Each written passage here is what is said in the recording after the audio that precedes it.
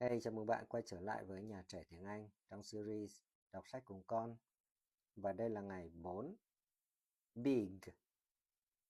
B-I-G. Big. A big house. A-B-I-G.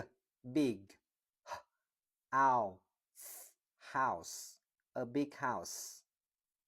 A big dog. A-B-I-G. Big.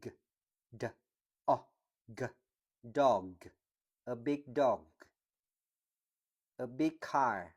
A-B-I-G. Big. K-R. Car. A big car. A big bus. A-B-I-G. Big. B-U-S. Bus. A big bus. A big plane. A-B-I-G. Big.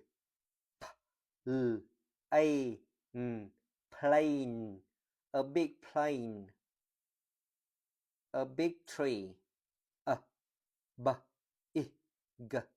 Big. Tr-E. Tree. A big tree. A big elephant.